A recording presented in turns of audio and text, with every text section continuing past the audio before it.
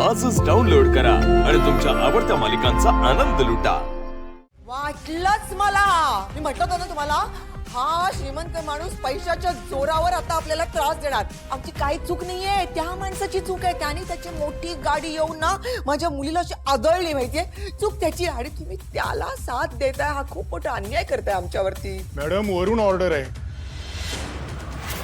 आई कर ना काहीतरी, बोल। हो य थांब जरा। हो, एवढं काही झालंच नव्हतं, धक्का माझ्या मुलीला लागलाय आणि उलट तुम्ही आम्हालाच नेताय। तुम्ही उलट त्यांना पकडायला हवं। ते सगळं चौकीवर बोला मॅडम। तुम्ही येणार आहात का साहेबांनी यायला सांगू?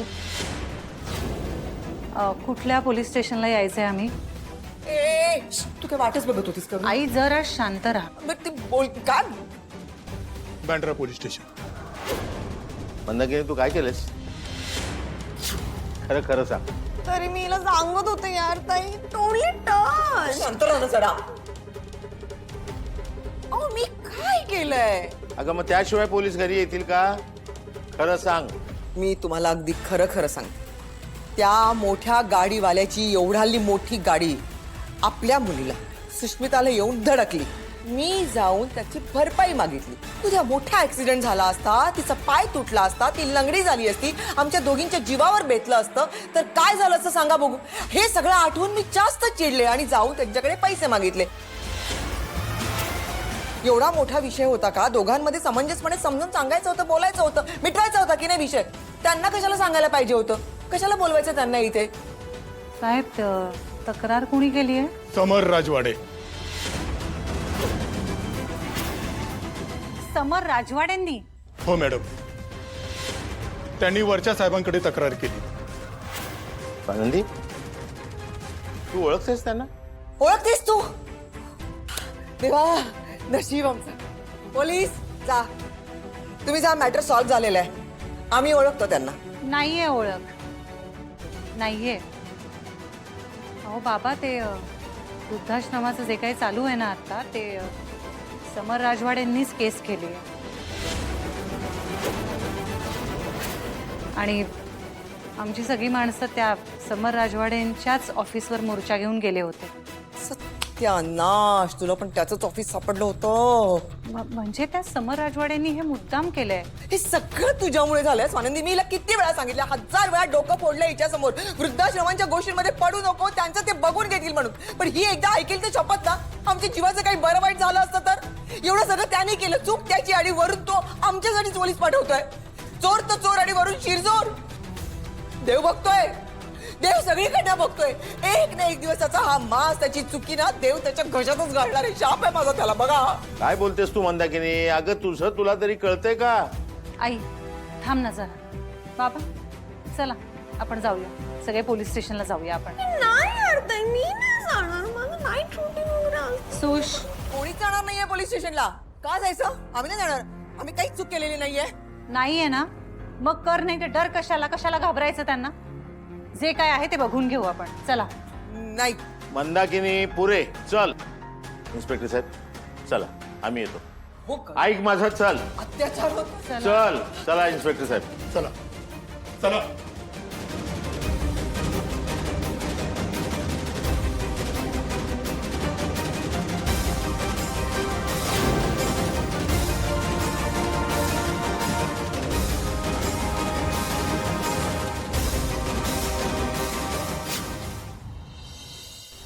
सॉरी, मी आता काय बोलू काकू? नाही, उपयोगही नाही, कारण वेळ गेली ती गेलीच ना। अगं कामात असेल तो, मुद्दाम उशिरा येईल का? मी असं कुठे बोलले आई? पण काही गोष्टी कामापेक्षा महत्वाच्या असतात ना। कुटुंब महत्वाचं असतं असं नेहमी तोच म्हणतो की नाही? मग आज एक दिवस नसता गेला कामावर, सुट्टी घेतली असती, त्याचा स्वतःचा बिझनेस आहे, किंवा लवकर घरी आला असता, कुठं बिघडलं असतं? आता तू सुद्धा आयत्या वेळी सांगितलंस ना त्याला? हो आई, पण मुलाकडच्यानी आयत्या वेळी मला कळवलं। मी काय करणार सांगा? किती टेन्शन आलं होतं माहितीये का मला?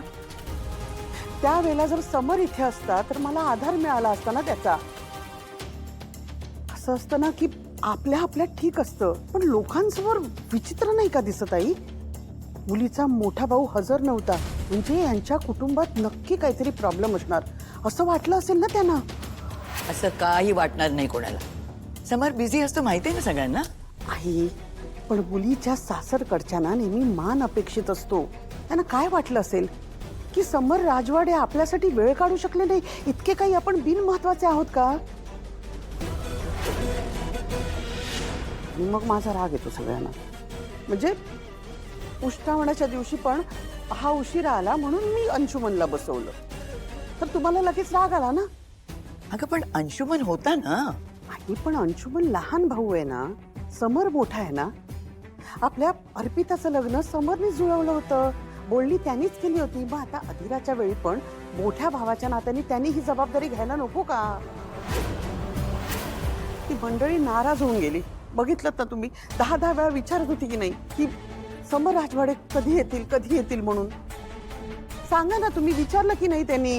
अगं विचारत होते पण मग म्हणून तर घरातल्या कार्यक्रमाला त्याला गृहीत धरता येत नाही. आणि मग आई तुम्ही हर्ट होता. अगं पण प्रत्येक वेळी असतोच ना तो. नाही नाही आजी, माझं चुकलं, मी नाही वेळेत येऊ शकलो. काय म्हणाली ती मंडळी जाताना? तू नसल्यामुळे काहीच न म्हणता गेली. मुलगा खूप चांगला आहे रे, पण समर राजवाडे बघण्याच्या कार्यक्रमाला नाही येत, आणि ते पण लाडक्या बहिणीच्या. मग पुढे काय वेळ देणार आपल्याला, असं त्यांना वाटलंच असेल ना. आनंद, तू तरी जरा काही करायला हवी होतीस ना रे. सगळ्यांना त्याच्या बिझी असण्याचं कौतुक आहे, पण महत्वाच्या वेळी एखादा माणूस उपस्थित नसलाच तर काय उपयोग त्याचा? हो की नाही आई? बघ, आईनं पण पटलं.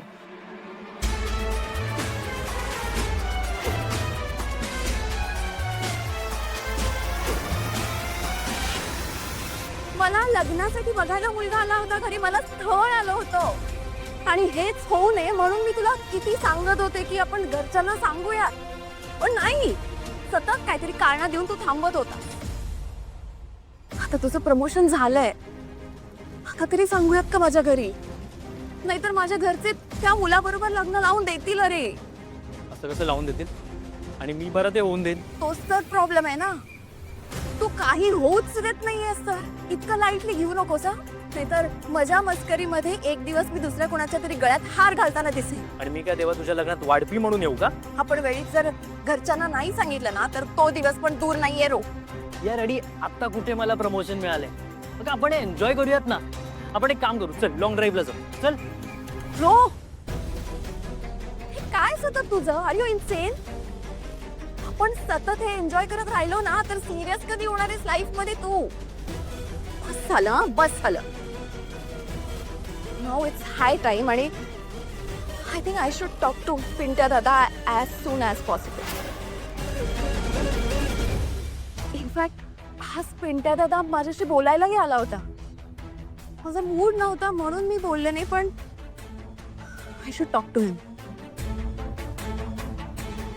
रो, ज्या दिवशी त्याला आपल्या दोघांबद्दल कळेल ना, तो नेक्स्ट डे आपलं लग्न लावून देईल. पण रोहन, तू प्लीज सिरियसली घे. माझा हा लग्नाचा मॅटर खूप सिरियस आहे घरी.